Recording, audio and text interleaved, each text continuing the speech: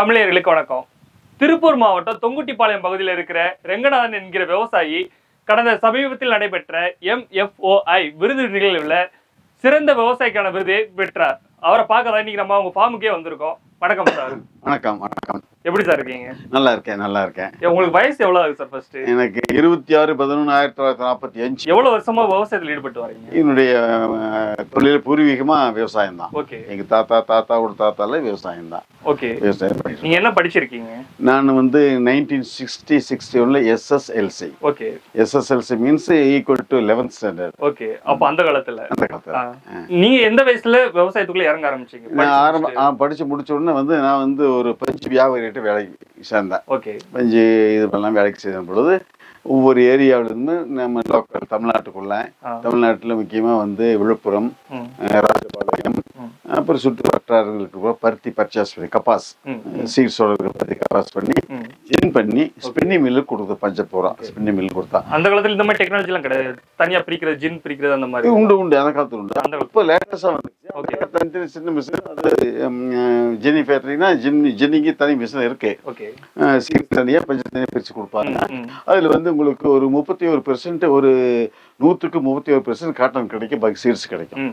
அப்போ 31% நல்லா அவுட்டன். அப்போ நாங்கள் அந்த வியாபாரம் பண்ணி மில்லுக்கெல்லாம் நிறைய சப்ளை பண்ணிட்டு இருந்தோம். அப்புறம் நாளடைவில் நம்ம தமிழ்நாட்டுக்குள்ள பருத்தி விளையிறது ரொம்ப குறைஞ்சு போச்சு. பருத்தியே கிடையாது. அதாவது ஆல் ஓவர் இந்தியாவில் அப்பவே நாங்கள் பூம் பீரியட்லேயே ஆல் ஓவர் இந்தியாவில் 5% தான் தமிழ்நாட்டு விளைஞ்சது. இப்போ நத்திங் ஒன்றுமே கிடையாது, 1% கூட இல்லை. அந்த அளவுக்கு பருத்தியினுடைய விளைச்சல் குறைஞ்சு போச்சு. அப்புறம் இந்த தொழில் சரியா வரல. பிகாஸ் ஆஃப் CCI அப்படின்னு ஒன்று, காட்டன் கார்பரேஷன் ஆஃப் இந்தியா உள்ள போனோடனே அவங்க ஒரு மோட்டிவ் அங்கே இருக்க ஆஃபீஸர்ஸ் பணம் சம்பாதிக்கிறது தான் பார்த்தாங்க ஒழிய நல்ல பஞ்சுகளை கொடுக்கணுங்கிறது இல்லை. அது ஒரே வருஷம் அது CCI முடிஞ்சு போச்சு. அதுக்கு பிற்பாடு நான் நூல் வியாபாரம் பண்ணேன். நூல் வியாபாரம் பண்ணும்பொழுது ஒரு 2-3 மில்லுடைய ஏஜென்சி எடுத்து நூல் வியாபாரம் ஒசரி அண்டு காடா வருது பார்த்தீங்கன்னா, காடாவுக்குள்ள சேர்ந்து நாங்கள் நூல் வியாபாரம் பண்ணோம். அது நியர் ஒரு 15 வருஷமாக பண்ணோம். எங்களுக்கு விவசாயம் தனியாக போயிட்டு மற்றவங்களாம் விவசாயத்தை பார்த்துட்டு இருந்தாங்க. நீங்க பேசும்போது சொன்னீங்க இப்போ பருத்தியோட உற்பத்தி குறைஞ்சிருச்சு தமிழ்நாட்டில் ஒரு மொத்தமா. ஆமாம். அதுக்கு மெயின் ரீசன் என்னவா இருக்கு? மெயின் ரீசன் உங்களுக்கு என்ன சொல்றதுன்னா, விவசாயிகள் ஆர்வம் கம்மியாயிருச்சு. ஆர்வம் இல்லை, வேலைக்கு ஆள் அதாவது பருத்தி போட்டோம்னா அந்த பருத்தியை எடுக்கணும். ஓகே. ஆளே கிடையாது. விவசாய கூலி ஆட்கள் ரொம்ப பற்றாக்குறை கிடையாது. அப்புறம் உங்களுக்கு நம்ம தமிழ்நாட்டுல நீரவளம் எங்கிட்ட தனி இருக்கு, அந்த பக்கம் தனி இருக்காது. ஓகே. அப்போ இந்த பருத்தியை நாங்க ஒருங்கிற இளமை எடுத்து கொண்டு வரும் பொழுது ஒவ்வொன்றும் ஒவ்வொரு வெரைட்டியா இருக்கு. லாங் ஸ்டேபிள், ஷார்ட் ஸ்டேபிள் எல்லாமே இருக்கு. அது ஒன்னா போட்டு நம்ம ஜின் பண்றோம். அப்போ இதுல ஜின்னிக்கு நம்ம லோக்கல் தமிழ்நாட்டு பஞ்சை பத்தி நூலை நோக்க முடியாது.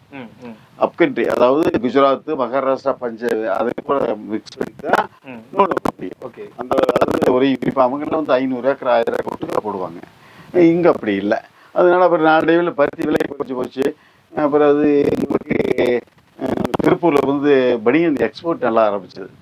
அப்ப எல்லா ஜினி ஃபேக்டரியுமே பனியனுக்காக வாடகை விட்டாங்கல்ல, அது ஒரு காரணம்.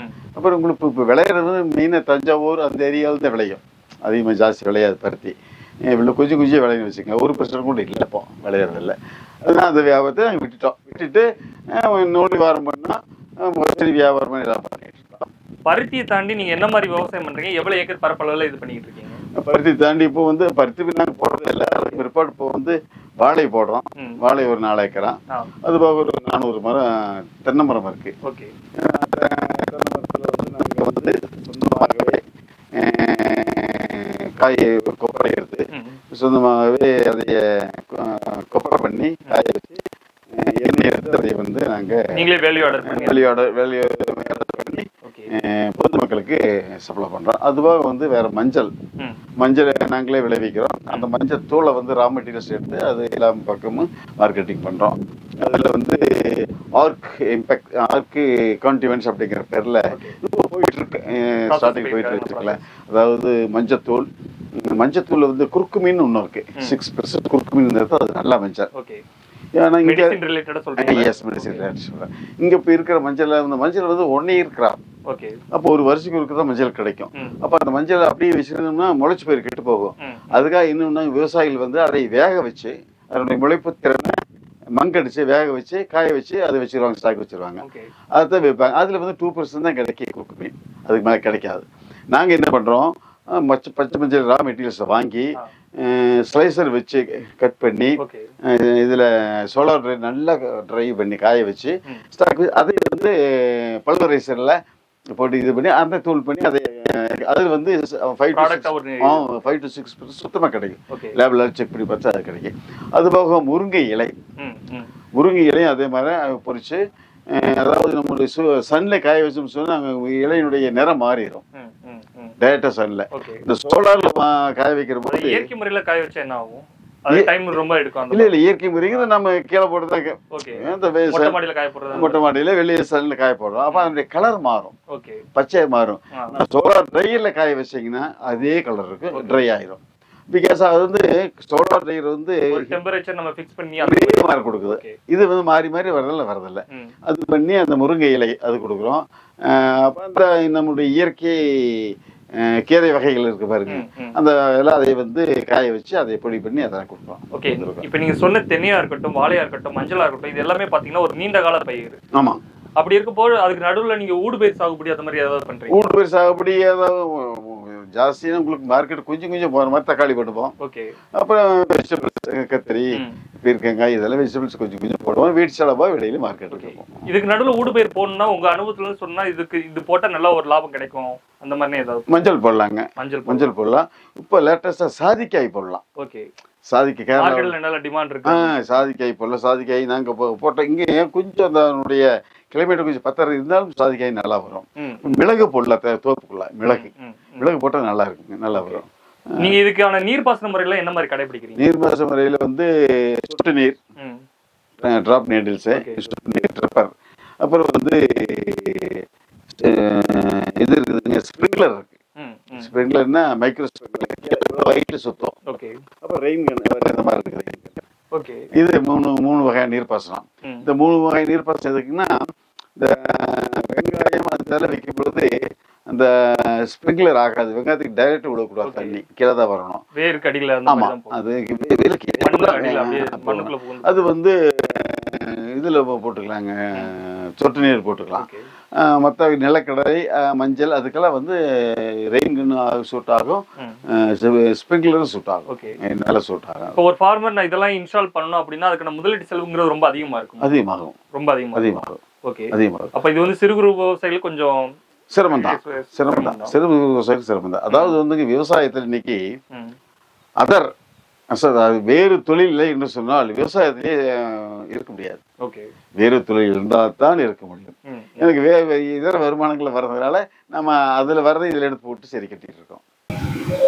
இவ்வளவு வருஷம் விவசாயத்தில் ஈடுபட்டு வரீங்க. நீங்க மத்திய அரசுக்கும் மாநில அரசுக்கும் வைக்கக்கூடிய கோரிக்கை என்னவாக இருக்கா? கோரிக்கை என்னங்கன்னா, அதாவது வந்து இந்தியா வந்து பாம் ஆயில் நிறைய இறக்குமதி பண்ணுது, ரேஷன் கடைகளுக்கு கொடுக்குது. இறக்குமதி பண்றது 1 லிட்டருக்கு 90 ரூபா. அதை வாங்கி ரேஷன் கடைக்கு மக்களுக்கு 30 ரூபாய் கொடுக்குறாங்க. அப்ப இந்த 60 ரூபா சப்சிடி நிறைய போகுது இல்லைங்களா? நான் இன்னும் எங்களோட கோரிக்கை என்னன்னா, தமிழ்நாடு, கேரளா, கர்நாடகா, ஆந்திரா இந்த 4மே தேங்காய் உற்பத்தியில அதிகம், ரொம்ப அதிகம். தேங்காய் உற்பத்தி பண்ற விவசாயிகளுக்கு ஒண்ணுமே கிடைக்கிறது இல்லை. நான் என்ன சொல்றேன்னா, இந்த தேங்காயை வந்து நாங்க எண்ணெயா ஆட்டி எண்ணெய் கொடுக்குறோம். அந்த எண்ணெய எங்களுக்கு அங்க கொடுக்குற சப்சிடி எங்களுக்கு கொடுங்க. தேங்காய் எண்ணெய் பயன்படுத்துங்க, ரொம்ப நல்லது. டாக்டர்களே வந்து தேங்காய் எண்ணெய் எதுவுமே பண்றாங்க. அது தாய்ப்பாலுக்கு ஈக்குவலானது, சுத்தமான தேங்காய் எண்ணெய், சல்பர் போடாத தேங்காய் எண்ணெய் மக்களுக்கு கொடுத்து சொன்னா, அதாவது விவசாய பெருமக்களுக்கு நல்லா வாழுவாங்க, எல்லாருமே நல்லா இருக்கும். அதை வந்து அரசாங்கம் வந்து முன்னெடுத்து நடத்தினா நாங்க விவசாயிகள் வந்து கோடி நன்றி சொல்லுவோம். நீங்க சொல்றது ரேஷன் கடை மூலமா மக்களுக்கு? ஆமா, ரேஷன் கடை மூலமா மக்களுக்கு வந்து அரசோட செலவும் கம்மியாகும். கம்மியாகும். இந்த 60 ரூபா மானியம் கொடு, அந்த 60 ரூபா நம்ம விவசாயி கொடு, இன்னொருத்தருக்கே கொடுக்குறேன். இறக்குமதி பண்றாங்க 60-90 ரூபாய்க்கு வாங்கி, அப்ப இங்க 30 ரூபாய்க்கு 60 ரூபா போகுதுங்களா? அதையா அப்படி பண்ண, இங்க கொடு, அந்த 60 ரூபாய் இங்க கொடு, அவனுக்கு இங்க கொடு, இங்க 90 ரூபாய்க்கு வாங்கு. பேசிக்க சொல்றேன், இங்க 90 ரூபாய்க்கு வாங்கினது விவசாயிக்கு நான் செலவு கொடுக்க பாருதானே. அது மாதிரி பண்ண சொன்னா நாங்களும் உயிருள்ள அளவு நினைச்சிட்டு இருப்போம். அது வந்து ரொம்ப ரொம்ப இம்பார்ட்டன்ட், வெரி வெரி இம்பார்ட்டன்ட். இதுதான் சொல்றது. தேங்காய் எண்ணெய் வந்து சாப்பாடு புழக்கிறதுக்கு ரேஷன் கடைகளுக்கு கொடுக்கறதுக்கு ஏற்பாடு பண்ணா மாநில அரசும் மத்திய அரசும் ரெண்டுமே பண்ணாங்கன்னு சொன்னா நாங்க ரொம்ப நன்றி கடன்பட்டிருக்கோம்.